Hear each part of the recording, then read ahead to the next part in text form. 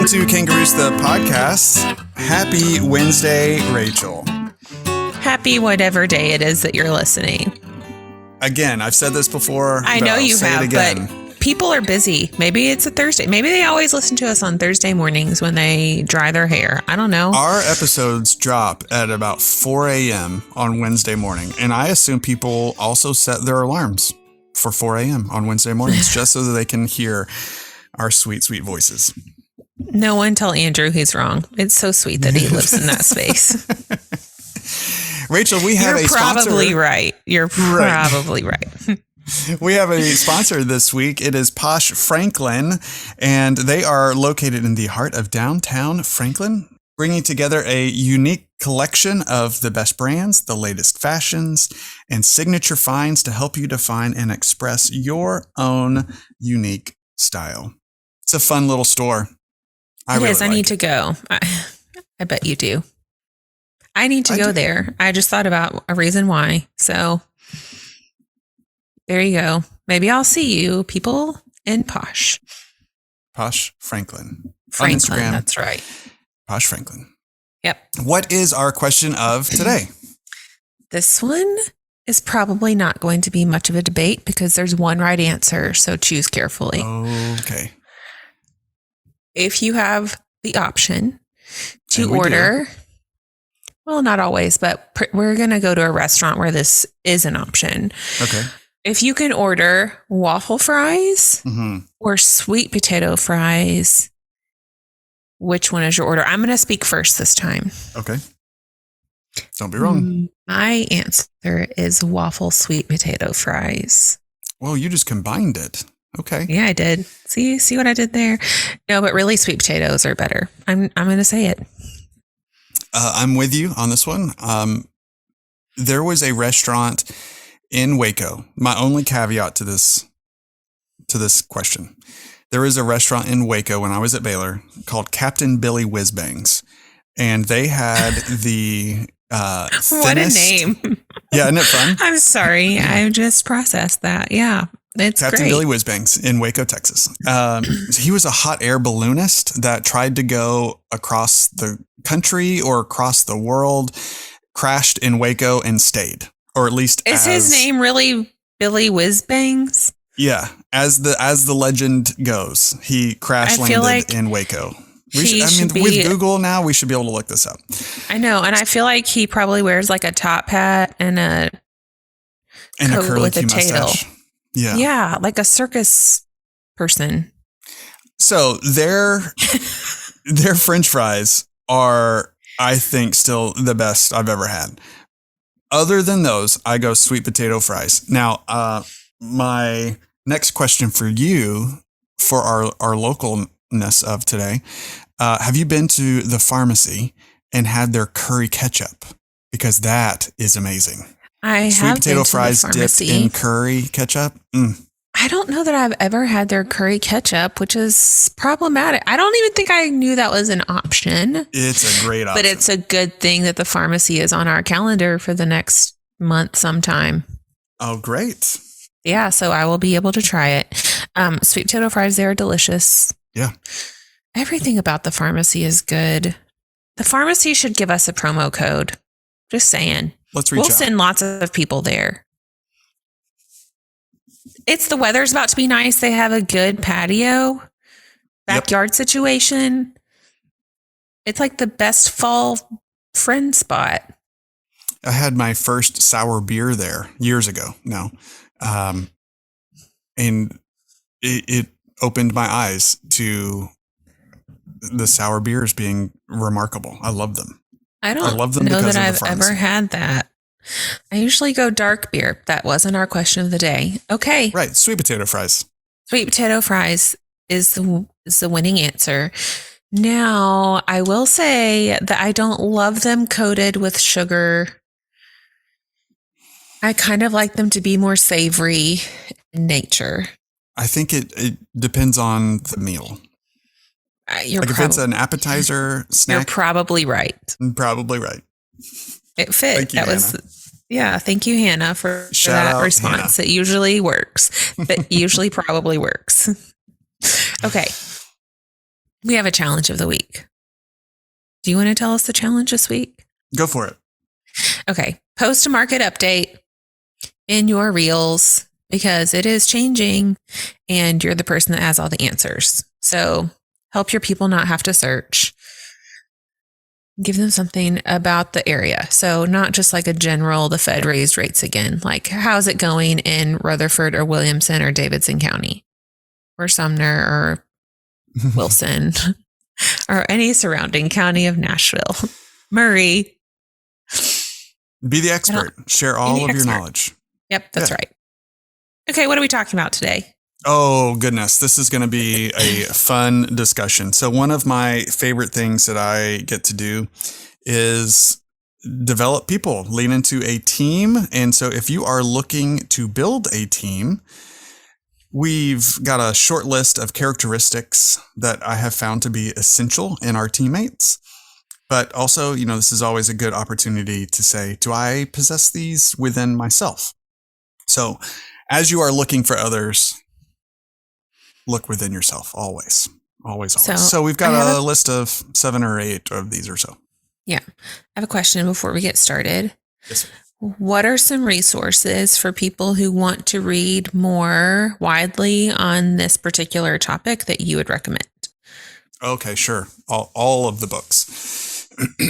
Patrick Lencioni has one called The Ideal Team Player. He writes in a narrative type of way, and you're supposed to glean ideas from the storytelling way that he writes his books. Jack Welch is a phenomenal CEO. He's a bit of a tyrant. So if you can get through some of his harshness, his leadership ideas are really, really solid. Characteristics of leadership would be his probably benchmark book that he has. I love Ernest Shackleton. So Shackleton was an explorer that wanted to go to Antarctica. And so he wanted to go across it, and something that hadn't been done. And he got to Antarctica and shipwrecked, but still kept his entire crew alive through the season that they were there. And so how did he escape, and how did all of this happen? Well, he was a really solid leader. And so there is a book called The Shackleton Way that is one of my dear favorites on how to lead people. So those three, I'd recommend those 3 for sure. That's a good answer. Okay. Let's dive into characteristic number 1. Or we are calling number 1. I don't think that these are ranked in importance. I think these are all equally important. Just to clarify. Eagerness. What do you mean? What do we mean when we say eagerness? Yeah. So is there just a real thirst for life? Is there a hunger that you are displaying, or your candidate is displaying, that, man, they just have a thirst for life, that they just want to do everything? Is there an eagerness to want to accomplish the work? You don't want somebody that's just going to sit back and wait for work to come to them. So this would be your proactive guy. I search for proactivity. Absolutely. Yeah. It's like what Mr. Rogers used to say about looking for the helpers. Yeah. Find the people that want to do the best thing for the team. So I don't know. We've both been in organizations where we've worn multiple hats. Whether they were ours to wear on paper or not is a whole different thing. But it's about being willing to jump in and do the thing that needs to get done, regardless of what the paper says. So not that you want to abuse that as a leader. That's not what I'm saying. I would say there's the caveat, is like, you need to strike a balance of finding the people that are willing, but not always abusing the fact that they're willing. So, yeah, Lencioni, I think, calls this one hungry. Yeah. And that's what it is. Do they like the work? Are they excited about the vision of the company or your vision for whatever the project? Those are all things, all the eager things. Okay. Number 2 was maybe my favorite one. That's not surprising. Yeah. Honesty. So are they able to be trustworthy? Are they open to candor and transparency? Are they going to be vulnerable with you? They need to absolutely be honest. So as you are looking for a teammate, you don't want to have to second guess what they're saying. You know that they are going to be honest with you. You can't make changes if you don't know all the information. So they need to be candid. They need to be transparent on how they're feeling, how they're doing, if their work is too much, if it's too little. Honesty. Okay, here's another caveat. Okay. As a leader, if you want people to be honest and transparent, you have to be able to handle the honesty and transparency. That's right. So don't go look for people that are going to tell you the truth if you don't want to hear the truth, because sometimes that's hard to hear. Yeah. But it's usually always for the best. Yeah. That's right. It can be hard. It can also be good, and it can be hard and good in one thing. But that's right. A lot of times as a leader, you feel defensive of whatever it is you're leading. And really, sometimes there do need to be tweaks or changes or whatever. And hiring the right people will help you do that well. But you're not going to keep the people that are honest if they're punished for being honest. That's right. Number 3, this one is pretty fun when he talks about it in Shackleton's way, is optimism. So one of the things that Ernest looked for was optimism, especially over pessimism. That makes sense, but how about just one that is in the middle of the road? Like if you're not really optimistic nor pessimistic, he still would say that's not optimism. And so he hired a guy on his crew because he played the banjo. And when they shipwrecked and they were, limiting their possessions that they could take with them across the tundra, the banjo player was like, this banjo is heavy. I don't need to take the banjo. And Ernest was like, you're taking the banjo. And every night we don't need to find food in this frozen wasteland. We need banjo music. So what they did every night is that they would go tent to tent and they would sing songs together, and it just kept the spirits up of the entire crew.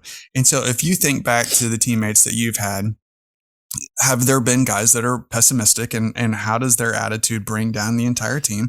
And the contrary, if you've got a guy that's always happy, like I know you're thinking of somebody right now. You're thinking of somebody that like, man, he was the happiest or she was the happiest person I've ever met. And you're like, when you were around them, you also were happy, right? And so have optimists on your team.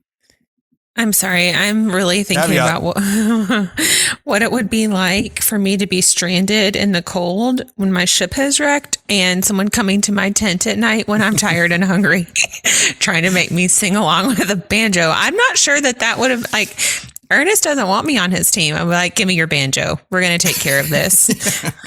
I need a fire to stay warm, and that looks like it could start one. They had seal blubber.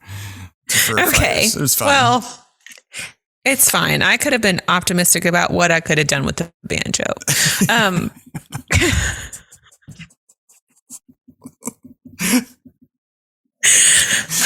We are tired today. Okay. Next. It's 4 a.m. It's right. You people are waking up with us. I hope you have coffee. Competency. Hire people that know something. Okay. I just need you to be good at your job. Now, most jobs will give you on-site training. But I need you to be able to, those transferable skills that you have learned from other companies, I need you to bring those with you. So are you competent in your role? So I don't need to check your work. I don't need to second guess your work. I need you to just be good at your job, realizing that you are going to get more training. Everyone wants to work with people who attempt to understand. So while you might not be super knowledgeable about one particular thing, if you are a competent person in the sense that you're responsible, you make it your responsibility to learn what you need to be competent in.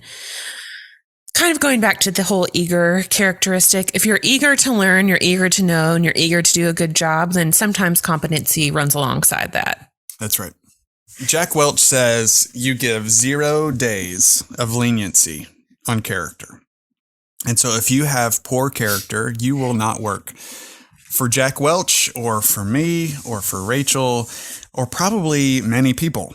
And so character is the benchmark of what we should all be looking for. So men and women of high character, that is what good business is built upon. Can we put a pin in this one really quick for a minute? Because I think we should talk about not misunderstanding character. So character is who you are at your core. Sure. It is not you having a bad day or having a bad reaction that you then can go back and apologize for or correct. It is, those are two different things to me. I mean, now I will say sometimes your reactions, if they're always a certain way, if you're never willing to give someone the benefit of the doubt, if you're never willing to extend grace, those are a reflection of your character. But you having a bad day and taking it out on people that you're around all the time, because that's human and happens, doesn't necessarily mean you are a person of bad character. It is, do you consistently make good judgments? Do you try to make wrongs right? Are you willing to put your pride aside and apologize for something that you've done wrong? Are you, those are things that actually speak of a high character. So I think don't confuse those two things. That's my caveat. Now we can keep going. Chemistry. So on Andrew would have a banjo and I would not. So this is maybe where we're learning a problem that we're going to have to solve. On set, we talk about how it comes down to the hang. That is a phrase that we would say often. For a 12-hour day, we might actually only be rolling for an hour or two.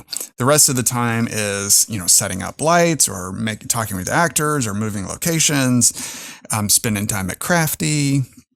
But if you're only rolling for 1 or 2 hours, 10% of the day, what are you doing with the other 90% of your day? Well, you're still working, but you have to be able to communicate and you have to be able to hang out with the other guys on set. And so my guess is similarly with the people that you work with, you're in a confined office space and you've got to actually have chemistry with that other teammate. So Rachel and I have been working together for a long time. We have pretty fun chemistry together. And so as we are looking to bring in new people, they've got to be able to gel with our obnoxious sense of humors and our love of tacos. That's really the criteria that we're looking for. Also, it's when it comes down to the wire and it's a stressful time, can you guys do that together? That's right. I think that's really telling. It's one thing if I have to tolerate someone, like Andrew's example, on set for a day, I can do that. I can do that. But can I tolerate them when times are really hard and we're under the wire to get this project turned in or meet a deadline? Are we going to be able to go from hey, we've had fun and now it's time to buckle down and you're not going to be offended by the fact that I'm asking you to do 12 things really quick? You're going to understand why I'm asking that of you. So it is about fun. It's about care. Do I care about these other people? Do they care for me? Are we trying to serve each other here well so that our team is healthy? Are we willing to take the ball when someone else has to be out or whatever? But it's also about long term. This is a relationship. You spend more time with the people you work with. That's right. And you do with your family generally. And so make those people you like. All right. Next. Courage. These all start with C. Except kind of, not all of them. Last many. 5 or so. Who doesn't like alliteration? Courage. So, do you like to take risks? Are you able to try new things, or are you just going with the flow? I would prefer, and other leadership books would prefer, somebody that will take risks, somebody that has a little bit of courage, not afraid to fail, but willing to learn through that failure. So are you going to stand up with a little bit of courage, try something new, see if it works, and ready to change if it doesn't? Yeah, there's a quote that I don't have on hand, but I'm looking up, so hold please, that Steve Jobs said about this. He essentially says the only people that are able to change the world are the ones that are crazy enough to try, is essentially what the quote says. Yeah. So, I mean, you think of the risk that most known entrepreneurs took to get to where they are now. So the Amazons, the Microsofts, the Google, Apple, those people all started in their bedrooms and garages and closets. They were not just gifted billions of dollars to develop this technology that has completely changed the way that we all work and live. But they were crazy enough to believe that they could do it. So essentially, do you have members on your team who are willing to take risks? Now, that doesn't mean that they're always foolish. Like, they're calculated in a lot of times, but sometimes there are things we do that don't make sense on paper, but because we believe that they're possible. Yeah. I mean, this ties in well with competency. So it's not so much that I'm being foolish in my risk and my courage. It's no, I'm making a competent decision. Yes. Final one, also with a C, celebrate. Kind of ties in with optimism, but how can you celebrate your team? How can you be the biggest cheerleader? You as a leader is often just one of celebrating other people's successes. And so manage that very, very well. Be excited for them when they succeed and come alongside them and care for them whenever they fail. So celebrate their wins big time. And be looking for those things. That's right. I think it's easy for us to set a goal and only focus on getting that goal, but then missing the boat on all the things that were accomplished along the way that really should be celebrated, that were wins that you maybe didn't even expect. So that, but I'd also add one more thing to our list that we didn't put on here. What's that? It's humility. Humility. Oh, and I think there's a misunderstanding of humility, in the sense that it is okay for people to be confident in their knowledge, and confident about the vision, and confident about what you're doing, and confident enough to be honest and eager and transparent and all those things. That doesn't make them not humble. Humility really comes in how they want to serve other people. That's right. Good to Great is a business classic that speaks very highly of humility. Yep. Great call. Great call, Rachel. Speaking of banjos, we're going to talk about music venues as our local wrap. Where's your favorite place to listen to banjos in Nashville, Andrew? Banjos in Nashville.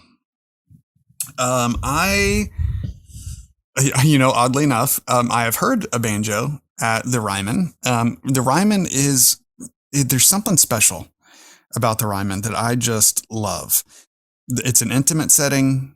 I just love it. I love the Ryman. I've been to a lot of places here in town. Now, there is one place that I haven't been that I want to go to, and it's a little bit north of town, the Caverns, where you're in a cave. I want to go there.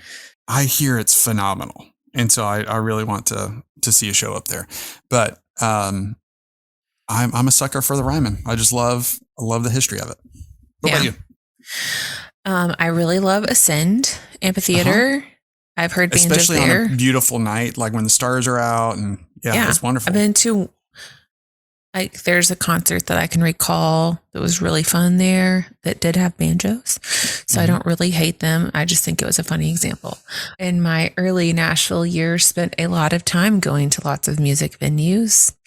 So 12th and Porter, Exit Inn, Mercy Lounge, which I think has sadly gone away, Cannery Ballroom, which is now what Mercy Lounge used to be. I don't know. It's all like wrapped together.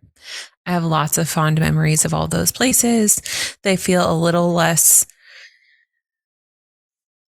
commercial, maybe is the right word, where it's like a little like true Nashville music scene. Underground music, yeah. Yeah, which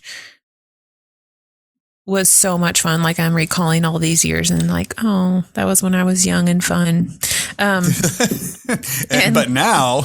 And lived it all up. And now I just hate banjo players, apparently. Not true. That's not true. Yeah. So there's a lot. Nashville has no shortage of great places to hear music. That's for sure. Pretty great episode. I can talk leadership all day, especially talking about team development. Love it. So if you've got questions, reach out to Andrew at kangaroos.com or Rachel at kangaroos.com. Also, if you are a realtor and you need some help with your social, we would love to come alongside you. We have a discount code for you. We do. It's first month, the word is spelled out, and 50. So first month 50 gets you 50% off your first month subscription when you register at kangaroos.com. And thank you to our sponsor, Posh Franklin, on Main Street downtown. Go check out Jen and all of her great clothes. Yes. Are we forgetting anything else? I don't think so. Happy Wednesday morning at 4:42 a.m. by the time you're done listening. All right, y'all. We'll see you next week. See ya.